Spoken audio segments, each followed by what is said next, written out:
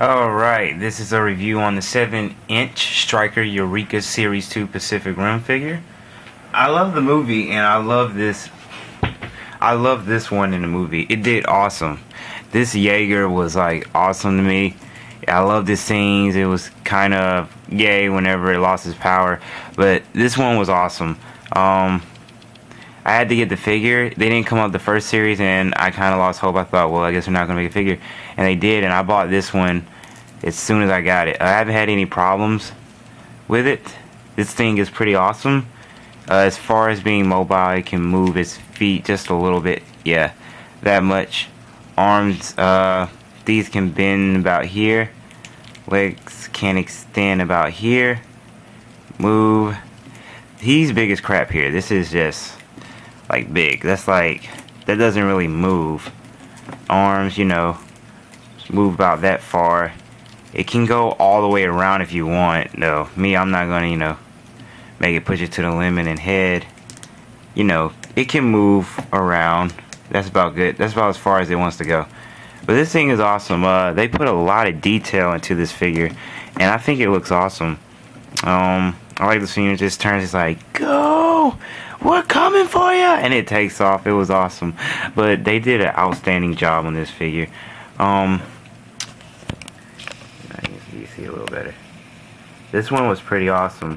As you can see, that torso is just like gigantic, and a quick comparison between the size of that one to the same release to the Battlescar Jaeger. Yeah, it's still way taller. The Gypsy Danger is still way taller than it, which I'm gonna do a little review on it.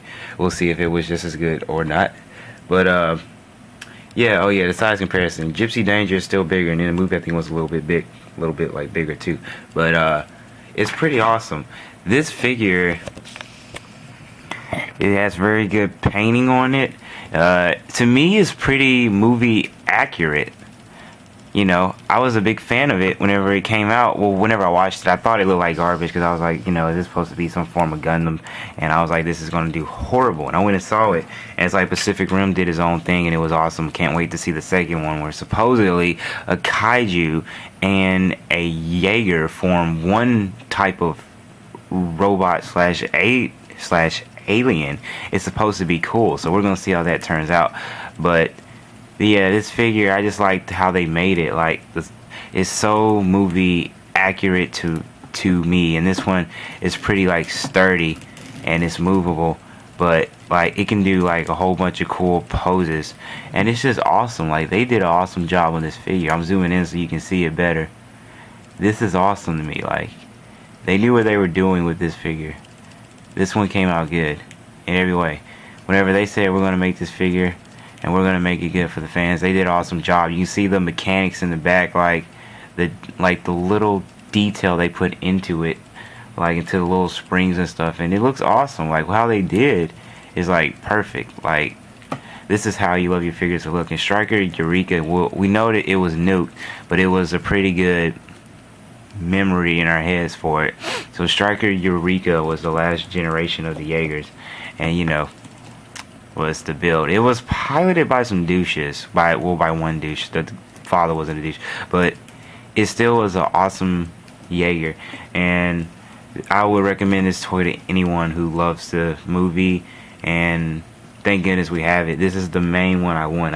Of course I wanted Gypsy Danger, but this one was just like my main one. And when they finally came out with it, I snatched it up, and there was like 5 left, and I went back like 2 days later, and all of them were like gone. So I was lucky to get it for $17, and I had to pay some outrageous fee on eBay for like 40, and where some douche will get the bid up to like 60. But yeah, this is the review of Striker Eureka. It's awesome. Stands 7 inches tall. I'll let you see this part right here from the side, the back, how they made it, and the front. And we'll even do a close-up one more time for you. You can see how awesome. I know this camera's gonna go like crystal clear, but this thing just came out just like awesome.